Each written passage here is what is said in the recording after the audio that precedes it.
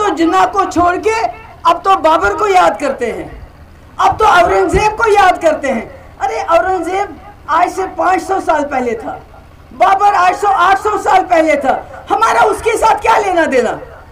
आप उसको क्यों याद करते हो? क्या आपके पास लोगों को देने के लिए सड़कें नहीं है, पानी नहीं है, बिजली नहीं है? हम पूरे मुल्क को बिजली देते हैं, मगर हमारे खेतों में पानी चढ़ाने के लिए बिजली नहीं होती, हमारे कनालों में पानी नहीं होता, हमारे बच्चे दरबदर हैं, मुसीबत में हैं, हमारी बहनें, हमारी माएँ देखती रहती है कि कहीं मेरा बच्चा वापस आ गए वक्त पे, कहीं ये नशा तो नहीं करता है, क्या होगा इसका? तो इसलिए मैंने कहा आज कोई इलेक्शन का वक्त नहीं, मैं आपसे वोट मांगने नहीं आई हूँ, मैं आपसे ये कहने आई हूँ कि एक कांग्रेस जमात ने 50 साल बड़े गलत काम भी किए होंगे, मैं नहीं कहती सब ठीक किया, मगर उन्होंने इस मुल्क को संभाल के रखा, हिंदू भाई को संभाल के रखा, मुसलमान को संभाल के रखा, मुल्क को तोड़ने नहीं दिया। ये लोग मुल्क को तोड़ना चाहते हैं। एक पाकिस्तान जिन्ना ने बनाया, ये कई पाकिस्तान बनाना चाहते हैं, हिंदू मुसलमान, दलित राजपूत, दलित ब्राह्मण करना चाहते हैं। मेरे हिंदू भाई आज सोचते होंगे अरे कोई बात नहीं, अभी तो मुसलमानों पे कर रहे हैं। आज ये मुसलमान बच्चियों को कहते हैं सर पे दुपट्टा मत रखो। हिजाब क्या होता है? हिजाब होता है सर पे दुपट्टा, जैसी मेरी बहनों ने रखा है। आज इनको मना करते हैं सर पे हिजाब रखने से, दुपट्टा रखने से मुसलमान बच्चियों को। कल को ये बोलेंगे आपको सिर्फ भगवा कलर पहनना है, तो क्या पहनोगे? आज ये कहते हैं तिरंगा छोड़ दो, भगवा लगाओ यहाँ पर, तो क्या तिरंगा छोड़ के भगवा लगाएं क्या?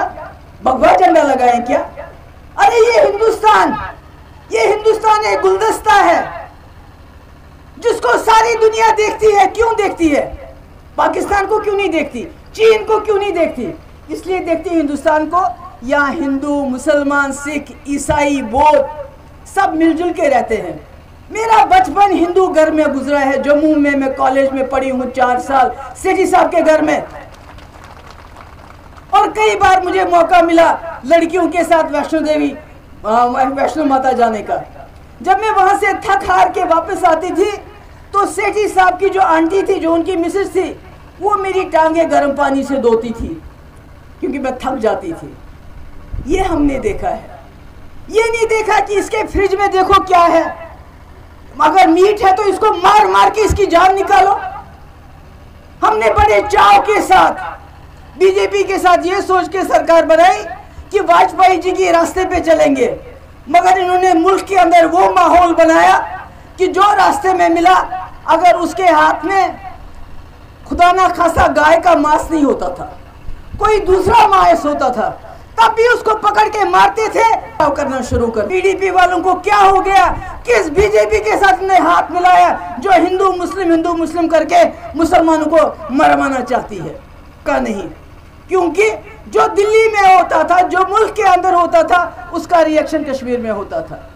आज मेरी आप सबसे सिर्फ ये विनती है, इस मुल्क को बचाओ। आप लोग बचा सकते हैं, क्योंकि पहले भी यहाँ कहा मेरे साथियों ने कि गांधी जी ने कहा था मुझे जम्मू कश्मीर से एक उम्मीद की किरण नजर आई, और अगर आज बीजेपी को कोई हरा सकता है, इलेक्शन की बात नहीं मैं कर रही, अगर उनका कोई तोड़ कर सकता है तो जम्मू के लोग कर सकते हैं। लोगों की बर्बादी हो गई। बताओ 370 के बाद दुकानदारों से पूछो, बर्बाद हो गए दरबार मुंह बांध। क्यों? जब पूछते हैं इनसे सवाल बीजेपी वालों से, कहते हैं कश्मीर को ठीक करना है। अरे क्या कश्मीर को ठीक करोगे? तुमने तो जम्मू भी बर्बाद कर दिया, तुमने तो लद्दाख भी तबाह कर दिया।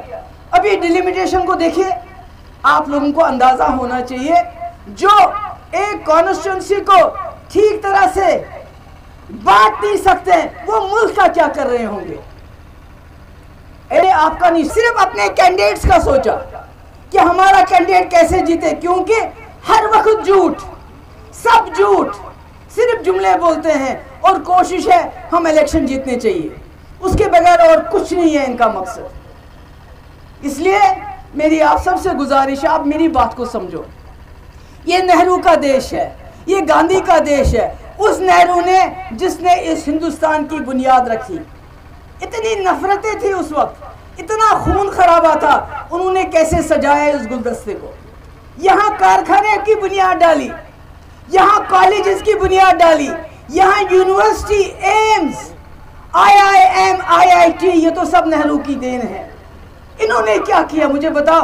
आज 8 साल हो गए इनको। से आता है ठेकेदार, बाहर से आता है। हमारी रेत बाजरी के ठेकेदार बाहर से आते हैं। हमको शराब पिलाने के लिए रखा है, दुकानें बाहर के लोगों को दी है, जिसका दूध हम लोग पीते हैं। जो हमारे दरवाजे पे आता है सुबह, तब हम अपने बच्चों को चाय पिलाते हैं। गल सुनी, बड़े तफसील ना मेरी गल सुनी। मैनू पता है बड़ी गर्मी है, हूँ बड़ी गर्मी है। मैं सलातिया साहब को मुबारकबाद बधाई देना चाहती हूँ कि इन्होंने इतनी अच्छी मीटिंग का एहतमाम किया। और मैं ये भी देख रही हूँ, एक भी बंदा अपनी जगह तो नहीं हिल रहा है।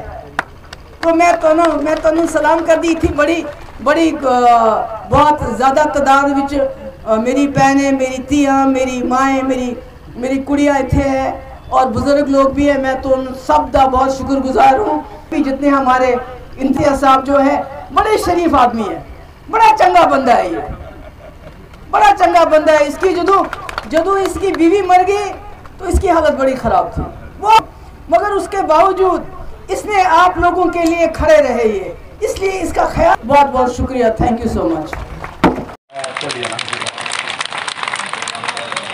बाकी इसके बाद ज्वाइनिंग और